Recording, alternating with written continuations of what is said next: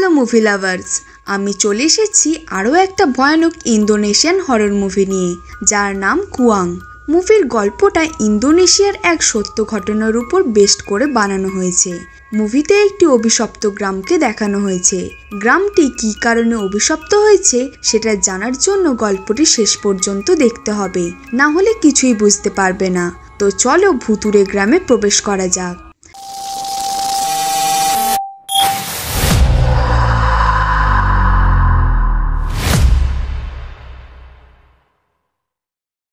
তো মুভি শুরু হয় বিমো আর শ্রীকে দেখিয়ে।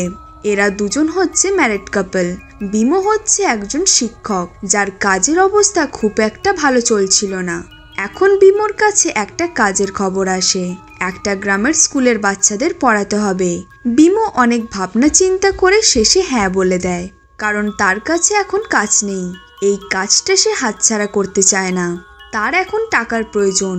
এখন শ্রীও তার সাথে যাওয়ার জন্য রেডি হয়ে যায়, যেটা দেখে বিমো বলে, তুমি তোমার দিদির বাড়ি আর না হলে মায়ের কাছে চলে যেতে পারো। আমি তোমার সাথে মাসে একবার করে এসে দেখা করে যাব। কিন্তু শ্রী এটাতে রাজি হয় না। সে বলে, আমার কোনো প্রবলেম নেই তোমার সাথে যেতে, তাই আমি তোমার সাথেই যাব।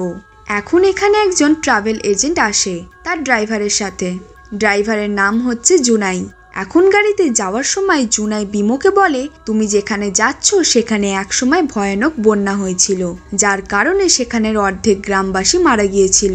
আরও বলে ওখানে এখনো একটা পুরাতন স্কুল আছে, আর রেকর্ড অনুযায়ী ওই স্কুলে মাত্র 7 জন স্টুডেন্ট আছে, আর তুমি ওই স্কুলেই পড়াতে যাচ্ছ। আর গ্রামের কিছু নিয়ম আছে যেগুলো তোমায় মেনে চলতে হবে, না হলে গ্রামবাসীরা প্রচণ্ড রেগে যায়। আসলে এই গ্রামের লোকেরা নিজেদের সবার থেকে বেস্ট মনে করে, তাই তারা যা মনে ভেবে নেয় সেটাই করে, আর তাদের কথা না মানলে তারা রেগে যায়। এছাড়া তাদের কিছু ভালো দিকও আছে, তারা সবাইকে তাদের গ্রামে খুব ভালোভাবেই ওয়েলকাম করে।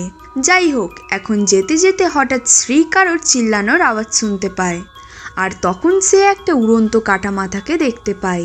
এটা দেখে সে অনেক ভয় পেয়ে যায়। এরপর গাড়ির চারিদিকে ওই উড়ন্ত কাটা মাথাটা ঘুরে ঘুরে শ্রীকে ভয় দেখাতে লাগে। এখানে জানিয়ে রাখি তোমাদের, এই কাটা মাথাটির নাম হলো কুয়াং। তখন শ্রী সবাইকে বলতে থাকে, তোমরা কিছু দেখতে পেলে একটা কাটা মাথাকে? সবাই বলে, কোথায়? আমরা কিছুই দেখিনি, কি সব ভুলভাল বকছো। এখন হঠাৎ শ্রীর বমি পায়, তাই সেখানেই গাড়ি থেমে যায়। শ্রী নেমে বমি করে। হঠাৎই জঙ্গলে কিছু একটা আওয়াজ হয়। বিমো আর শ্রী দেখতে পায় জঙ্গল থেকে একটা কফিন বেরোচ্ছে আর তাদের দিকেই আসছে। এটা দেখে সবাই তাড়াহুড়ো করে গাড়িতে উঠতে শুরু করে। তারা গাড়িতে উঠে তো পড়ে, বাট গাড়ি স্টার্ট হচ্ছে না। তখন জুনাই ডিম আর কিছু খাবার জিনিস কফিনের দিকে ছুঁড়ে দেয়। দেওয়ার সঙ্গে সঙ্গে গাড়ি স্টার্ট হয়ে যায় আর তারা চলে যায়। এদিকে আমরা কফিনটিকে খুলতে দেখি, আর তারই ভিতর থেকে একটা হাত বাইরে আসতে দেখি। মানে এটা দেখার পর বুঝতে পারি যে ভূতেরাও ঘুষ খায়। Jokes apart. যাই হোক, এরপর সকাল হয়। আমরা দেখতে পাই তারা সবাই টিফিন করছে। এখানে শ্রী জুনাইকে জিজ্ঞাসা করে, ওই কফিনটা ওখানে থাকার কারণটা কি? জুনাই বলে, ওটা ছিল ফ্লাই কফিন, আর এখানে এটা স্বাভাবিক ব্যাপার। এখানে প্রায় সব জায়গাতেই দেখা যায় এই ফ্লাই কফিন। এটার কারণ হলো এখানে কেউ মারা গেলে তাকে পোড়ানো বা কবর দেওয়া হয় না, বরং তাকে কফিনে ঢুকিয়ে গাছের সাথে বেঁধে ঝুলিয়ে দেওয়া হয়। এখন বিমো বলে, ওরা আমাদের পিছনে কেন পড়েছিল? জুনাই বলে, এখানে কালো জাদু করে যাদের মেরে ফেলা হয় তাদের আত্মা শান্তি পায় না, তাই তারা মানুষকে দেখলে তার ক্ষতি করার চেষ্টা করে। এখন এরা খাওয়া দাওয়া করে যাওয়ার জন্য রেডি হয়। তখন বিমো শ্রীকে বলে, এখনো সময় আছে, তুমি মায়ের কাছে চলে যাও, আমার কিছু ঠিক লাগছে না। এখন শ্রী বিমোর সাথেই যাবে। সে ভেবেই নিয়েছে যাই হয়ে যাক না কেন তার সাথ ছাড়বে না। এখন এখানে ওই গ্রামের সেক্রেটারি আর 3 জিন তাদের নিতে আসে গ্রামে নিয়ে যাওয়ার জন্য। দেখা যায় ভিলেজের হেড তাদের জন্য একটা বোট পাঠিয়েছে, আর 3 জিন বলে, তোমরা যাও, আমার এই গ্রামে ডিউটি শেষ হয়ে গেছে, আমি অন্য গ্রামে পড়ানোর জন্য যাচ্ছি। এখন তারা গ্রামের উদ্দেশ্যে রওনা দেয়।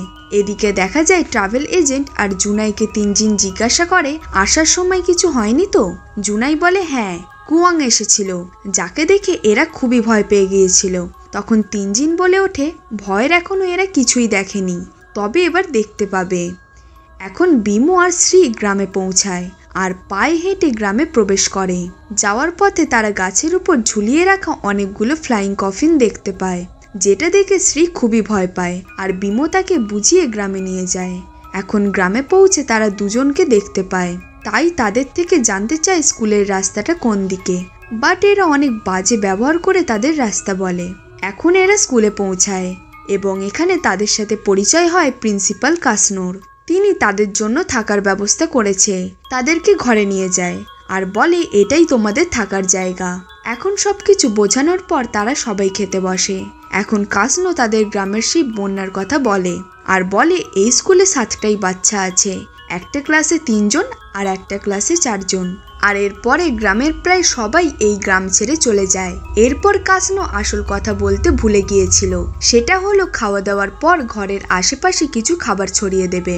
এদের রীতি অনুযায়ী যা কিছু তারা প্রকৃতির থেকে পেয়েছে তার কিছু অংশ প্রকৃতিকে ফিরিয়ে দিতে হবে, এখানে এটাই মানা হয়।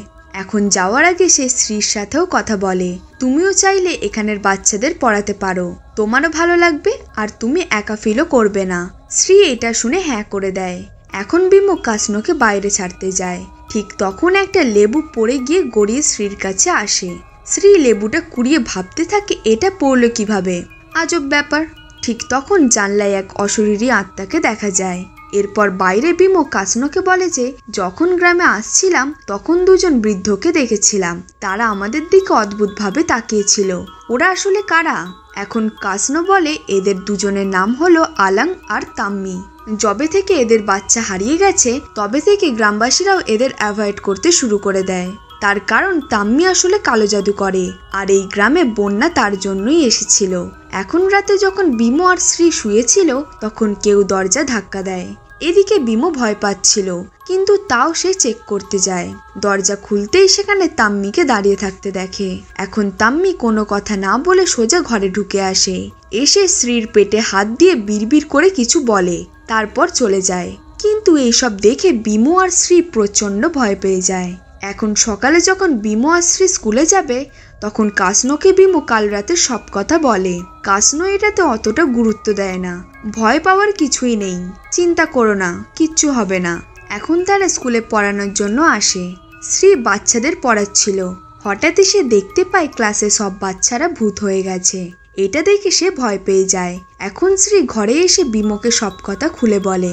বিমো তখন বলে আমায় কাসনো বলেছে এইসবে এত ভয় পাওয়ার কিছু নেই আর এইসব নিয়ে বেশি চিন্তা করতেও বারণ করেছে, তাই তুমিও অত ভেবো না এইসব নিয়ে। এখন শ্রী ঘরের কিছু কাজ করছিল, হঠাৎই একটা আওয়াজ হয় আর পর্দায় একটা শ্যাডো দেখতে পায়। সে এগিয়ে গিয়ে পর্দা সরায়, বাট ওখানে কাউকেই দেখতে পায় না।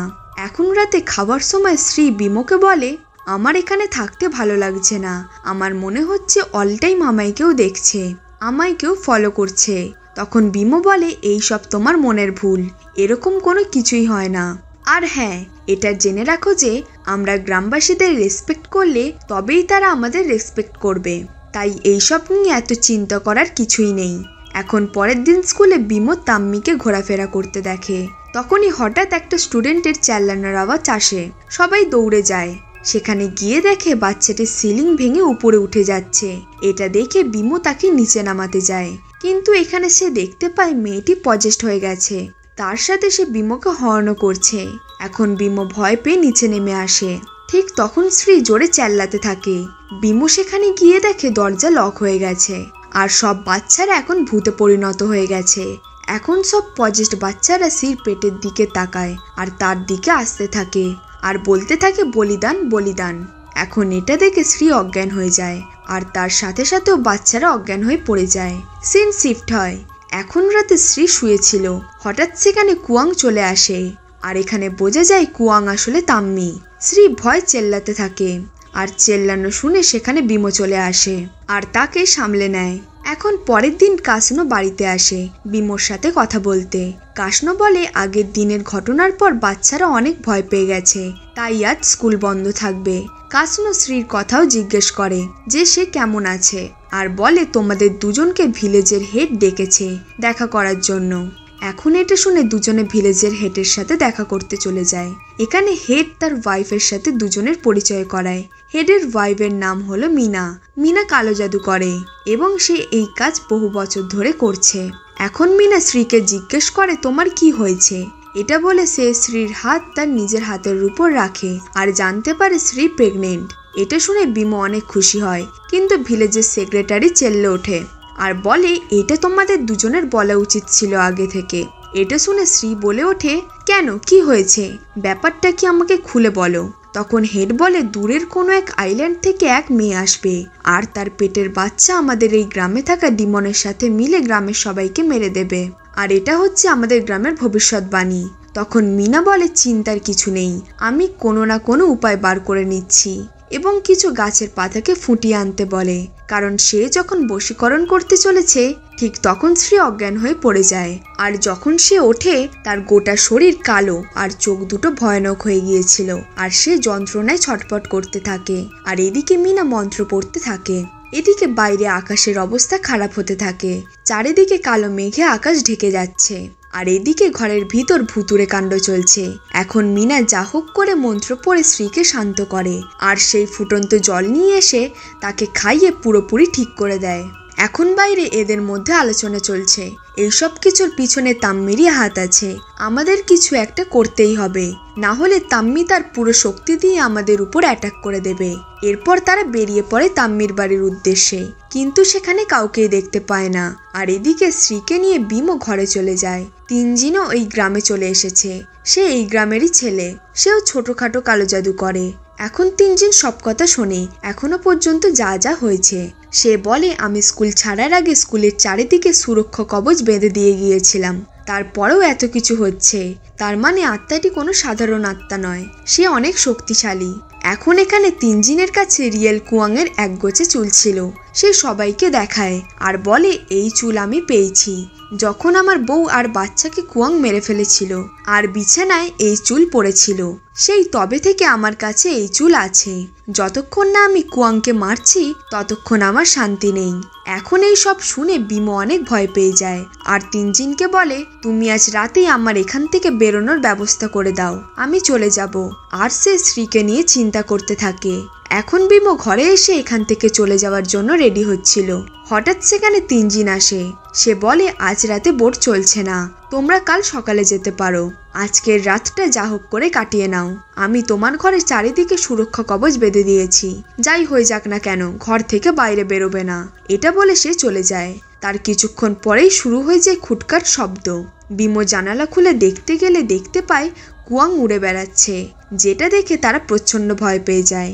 এরপর বাড়ির চালে কারোর হাঁটা চলার শব্দ শুনতে পায়, তার সঙ্গে কুয়াংয়ের জোরে চেল্লানোর শব্দ। এই যেন এক ভয়াবহ পরিস্থিতি। যা হোক করে তারা সেই রাতটা কাটায়। সকালে উঠেই তারা বেরিয়ে পড়ে বাড়ি ফেরার উদ্দেশ্যে, কিন্তু ঘাটের কাছে গিয়ে দেখতে পায় কেউ বোটটা জ্বালিয়ে দিয়েছে। এখানে কেউ বলাটা ভুল হবে, এটা কুয়াংয়েরই কাজ। এখন এখান থেকে তারা দুজন আর কোথাও যেতে পারবে না। মধ্যে কথা বিমো আর শ্রী এই গ্রামে খুব বাজেভাবে ফেসে গেছে। এখন হঠাৎ সেখানে থাকা লোকগুলো এক এক করে পজেস্ট হতে থাকে। তারই মধ্যে সেখানে তাম্মি চলে আসে আর সে শ্রীর দিকে একভাবে তাকিয়ে আছে। এরপর বিমো পিছনে তাকায়, কিন্তু শ্রী সেখানে নেই। বিমো তাকে চারিদিকে খুঁজতে থাকে, কিন্তু তাকে আর খুঁজে পাওয়া যাচ্ছে না। শেষে ক্লান্ত হয়ে বিমো স্কুলে আসে আর সেখানে সে মাইয়াংকে দেখতে পায়। তাকে বিমো জিজ্ঞাসা করে শ্রীর কথা। সে তখন আঙুল দিয়ে একটা জায়গা দেখায়। বিমো সেখানে গিয়ে দেখতে পায় শ্রীর একটা স্কার্ফ আর একটা ব্রেসলেট পরে আছে। এই ব্রেসলেট তার চেনা চেনা লাগে। তারপর মনে পড়ে এটা তো সেক্রেটারির। সে সঙ্গে সঙ্গে তার বাড়ি যায় আর তার সাথে ঝগড়া করতে শুরু করে দেয় আর শ্রীকে ফিরিয়ে দিতে বলে। এরই মধ্যে সেখানে মিনা আর হেড চলে আসে।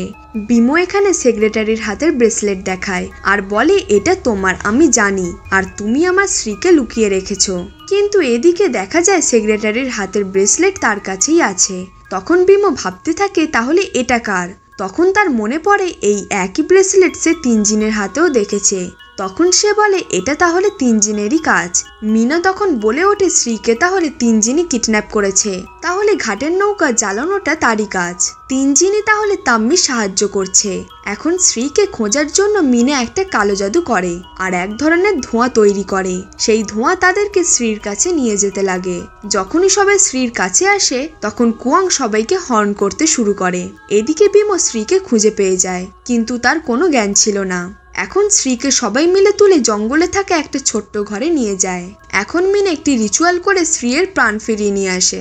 এখন মিনা বিমোকে বলে শ্রীর এই অবস্থার জন্য একমাত্র দায়ী হচ্ছে তাম্মি, তাই তাম্মিকে এইবার শেষ করতেই হবে। তাই মিনা বিমোকে একটা ছুরি দিয়ে বলে যাও তাম্মিকে শেষ করে দাও, আমি এদিকে শ্রীকে ঠিক করে দিচ্ছি রিচুয়াল করে। এখন তাম্মিকে মারার জন্য বিমো আর বাকি লোকেরা বেরিয়ে পড়ে। তাম্মির বাড়ি পৌঁছে বিমো জানতে পারে শুধু তাম্মির কাছে কুয়াং হওয়ার পাওয়ার নেই। সে তো শ্রীকে বাঁচানোর জন্য তার পাওয়ার ইউজ করেছিল, তাকে মারার জন্য নয়। আর এখানেই এই গল্পের আসল রহস্য রিভিল হয়। আসলে এই গ্রামে দুটো কুয়াং আছে। একটা তো তোমরা জেনে গেছো, যার নাম তাম্মি, আর দ্বিতীয় জন হচ্ছে মিনা। হ্যাঁ বন্ধুরা, মিনাই হচ্ছে দ্বিতীয় কুয়াং। মিনাই শ্রীকে কিডন্যাপ করেছিল, আর এখনো পর্যন্ত যা ঘটনা ঘটেছে সবই মিনার প্ল্যান অনুযায়ী হয়েছে। আর আগে তোমরা দেখেছো যে তাম্মি শ্রীর পেটে হাত দিয়েছিল। আসলে তখন তাম্মি শ্রীর পেটের প্রোটেকশন জাম্প পুট করছিল, যাতে শ্রীর বাচ্চার কেউ ক্ষতি করতে না পারে। আসলে মিনা চায় শ্রীর বাচ্চার স্যাক্রিফাইস দিয়ে তার নিজের পাওয়ার বাড়াতে। এখন এদিকে মিনা শ্রীকে তার পেটে থাকা বাচ্চাকে মারতেই যাবে, ঠিক তখনই সেখানে তাম্মি চলে আসে আর তাকে মেরে ছিটকে ফেলে দেয়, আর সেখানে আগুন লেগে যায়। কিন্তু এখানে ঠিক সময় এসে তিনজিন শ্রীকে বাঁচিয়ে নেয়। তখনই বিমো সেখানে চলে আসে। তখন তিনজিনের কাছে যে চুলটা ছিল সেটা সে বিমোকে দিয়ে দেয়, কারণ এই চুলটা আসলে মিনারই, তাই চুলটি তার বডির কাছাকাছি এলে উঠতে থাকে। তুমি এটা দেখে বুঝে নেবে যে বডি আশপাশেই আছে, আর বলে যাও মিনার বডিকে খুঁজে এই আগুনে জ্বালিয়ে দাও। বিমো বেরিয়ে পড়ে মিনার বডিকে খুঁজতে। অনেক খোঁজার পর বিমোর হাতে থাকা চুলটা উঠতে থাকে, আর বিমো বুঝে যায় যে বডি আশেপাশেই আছে।